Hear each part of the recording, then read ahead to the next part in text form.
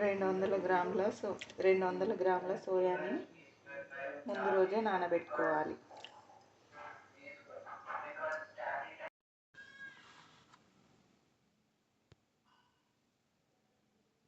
Hi friends, ముందు రోజు నానబెట్టుకున్న ఈ సోయాని మనం ఒకసారి నీట్గా వాష్ చేసుకొని ఫ్రెష్ వాటర్ వేసుకుందాం. వేసి సోయాని ఇలా వాటర్తో నింపి పెట్టుకోవాలి. ఈ వాటర్తో మనం ఈ సోయాని మిక్సీ పట్టుకుందాం. సోయాతో పన్నీర్ చేస్తున్నాను ఫ్రెండ్స్. నేను చాలా చక్కగా వస్తుంది. ఈ టిప్స్ ఫాలో అవ్వండి ఫ్రెండ్స్. ఇలా సోయా గింజల్ని కొద్దిగా మిక్సీలో వేసుకొని మిక్సీ పట్టుకోవాలి. ఇందులో 125 ml వాటర్ వేస్తున్నాను ఫ్రెండ్స్.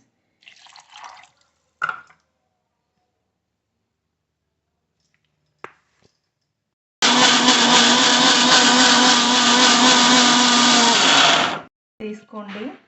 ఇందులో ఇలా స్టెయినర్ వేసుకోండి. ఇప్పుడు మనం ఈ సోయా పాలను వేసుకుందాం. వాటిని తడిపి ఈ స్టెయినర్ పైన వేసుకుందాం ఫ్రెండ్స్. ఇప్పుడు ఈ మిక్సీ పట్టుకున్న ఈ సోయా నుండి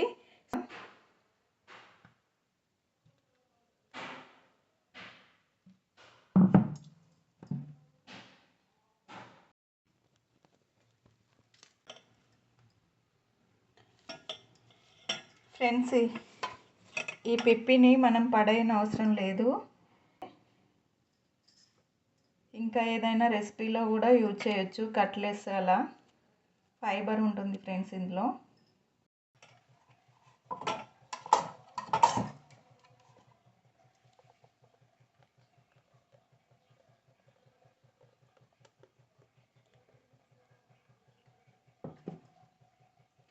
ఇప్పుడు మిగిలిన సోయాబీన్స్ని ఇందులో వేద్దాం ఫ్రెండ్స్. నేను 200 గ్రామ్స్ చేస్తున్నాను.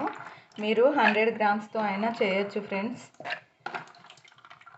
ఫస్ట్ ట్రై తక్కువ వాటితోనే చేయండి. 50 గ్రామ్స్తో కూడా చేయొచ్చు. ఇది నో ఫెయిల్ రెసిపీ ఫ్రెండ్స్. నేను ఇదివరకు చేశాను, చాలా బాగా వచ్చింది. అందుకే మీ అందరికీ షేర్ చేయాలని చేస్తున్నాను వీడియో.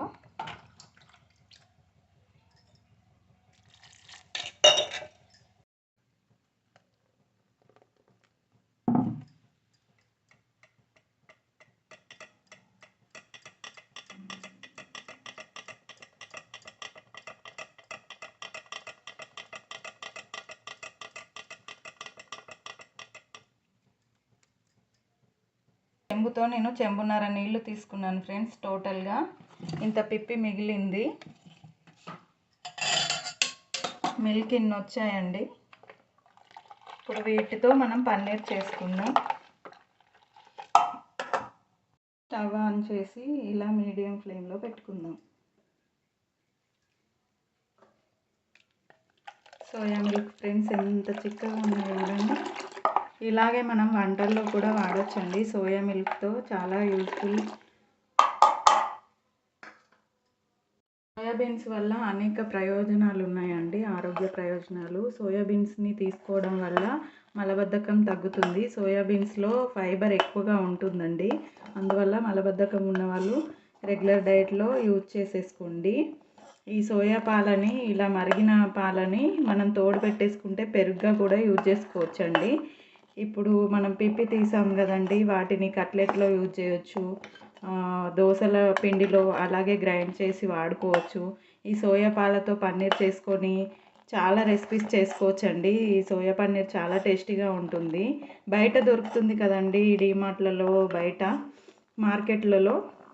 అది టోఫు పన్నీర్ అని, అది సోయా పన్నీరే అండి. మనం ఇప్పుడు పాలు మరుగుతున్నాయి కదండి, ఈ టైంలో వెనిగర్ ప్లస్ వాటర్ కలిపి యాడ్ చేద్దాం. 2 మూతల వెనిగర్ని తీసుకుందాం. మీరు స్పూన్ అయితే 2 స్పూన్లు తీసుకోండి.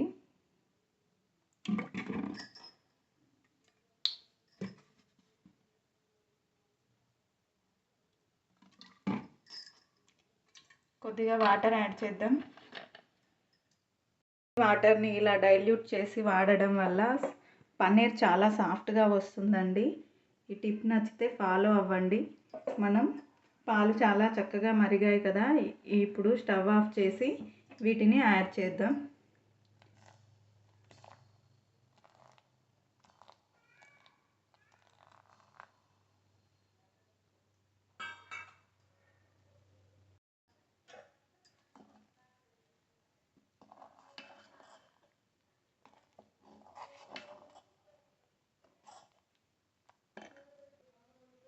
ఇలా ఒక గిన్నె పెట్టుకొని దానిపైన ఇలా స్ట్రైనర్ పెట్టుకొని వాటర్ ఇలా వేసేసేయండి తడి బట్ట. ఇప్పుడు ఈ క్లాత్ పైన మనం పన్నీర్ని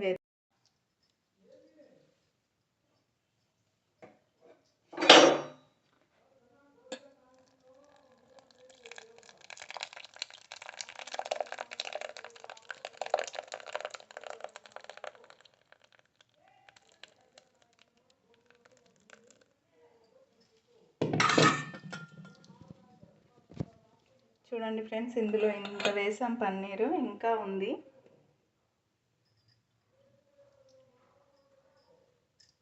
చూడండి ఫ్రెండ్స్, వాటర్ ఎలా సపరేట్ అయ్యాయో. ఇది పన్నీరు. ఇప్పుడు ఈ పన్నీర్ని మంచినీళ్ళతో వాష్ చేసుకుందాం. ఇలా వాటర్తో కడగాలి. వెనిగర్ ఉంది కదండి, వెనిగర్ అయినా మీరు నిమ్మరసం వేసినా ఆ స్మెల్ పోవడం కోసం.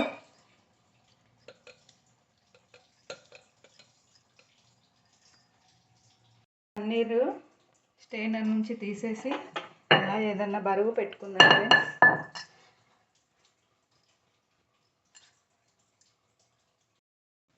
హాయ్ ఫ్రెండ్స్, పన్నీర్ రెడీ అండి.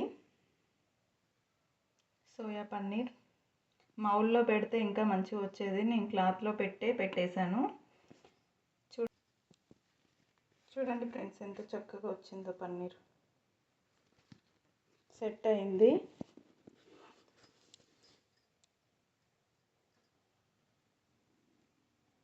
చూడండి, ఇలా అంటే విరిగిపోవట్లేదు.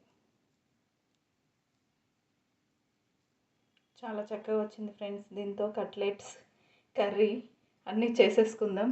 ఒక 200 గ్రామ్స్కి 1/2 kg వరకు వచ్చిందండి paneer. Thanks for watching. Video నచ్చితే లైక్ చేయండి. Please like, share, subscribe our channel crazy Samhita 89.